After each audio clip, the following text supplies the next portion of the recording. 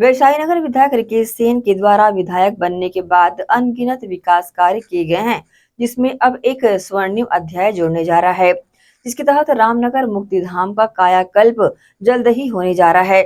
मुक्तिधाम के स्वरूप को बदलने के लिए लगने वाले खर्च को देखते हुए विधायक वैशाली नगर ने बड़े उद्योगपतियों एवं व्यवसायियों की एक बैठक आहूत की, जहां उन्होंने अपनी मंशा का प्रारूप सभी के समक्ष रखा और उस पर गहन चर्चा भी हुई। परंतु चर्चा तो बेनतीजतन निकली, लेकिन 2 दिन बाद शहर के सबसे बड़े भवन निर्माता एवं समाजसेवी अजय चौहान सामने आए और रामनगर मुक्तिधाम को विधायक रिकेश सेन की मंशा अनुरूप बनाने का जिम्मा ले लिया। इस प्रोजेक्ट में लगने वाले लगभग 5 से 10 करोड़ रुपए भवन निर्माता एवं समाजसेवी अजय चौहान खर्च करेंगे और यह पूरा बन जाने के बाद किसी बड़े व्यावसायिक प्रतिष्ठान की तरह नजर आएगा।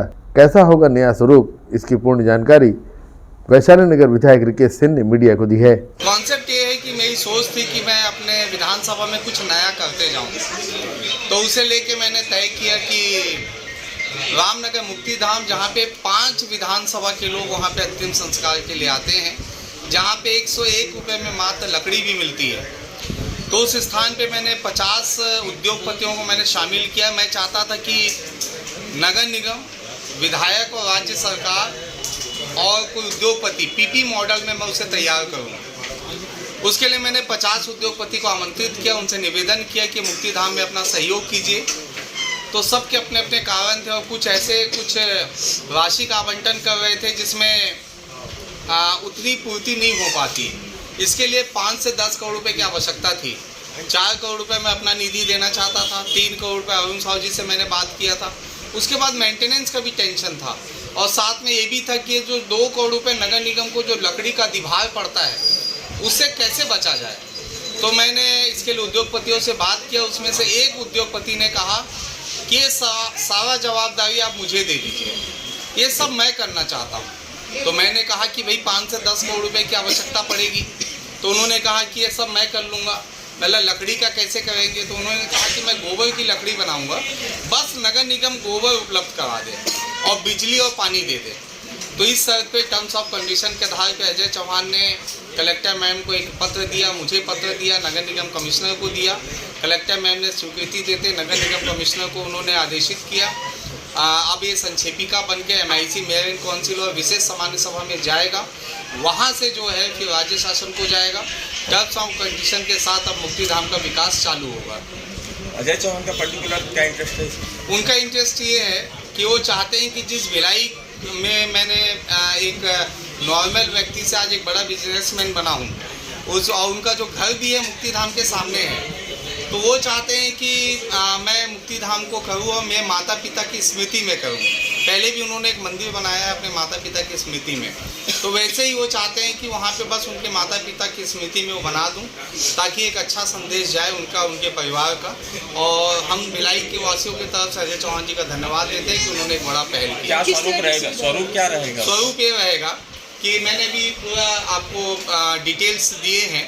उसमें पूरे गार्डन रहेंगे, हॉल रहेंगे, जो है टाइल्स, मार्बल, पूरे सेट बनेंगे। आप जब अंदर जाएंगे तो आपको ये फील आएगा कि आप कोई बड़े उच्च संस्थान में चले गए हैं। वो वाला फीलिंग आपको आएगा उसके अंदर जाने के बाद, क्योंकि इतने पैसे खर्च हो रहे हैं।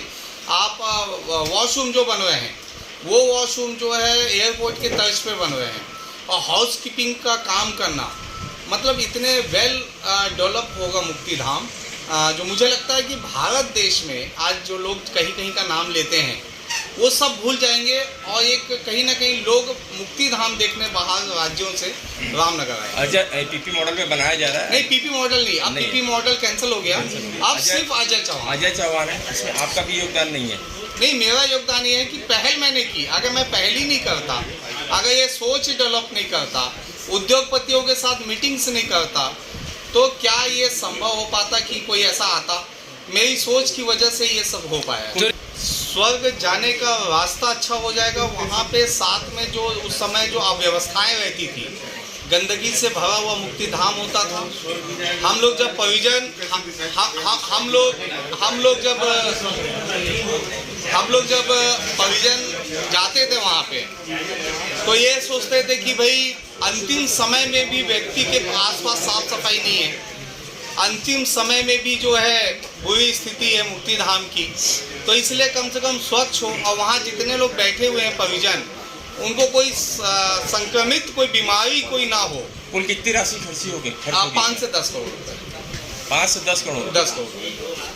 वैसे भी पहले से भिलाई में कई ऐसी चीजें मौजूद है जो भिलाई का गौरव कहलाती है। अब भिलाई का यह रामनगर मुक्ति धाम भी भिलाई के गौरव की लिस्ट में शामिल होने जा रहा है। इसके स्वरूप को देखने यकीनन पूरे देश से लोग जरूर आएंगे। एसीएन न्यूज के लिए भिलाई से संतोष शर्मा की रिपोर्ट।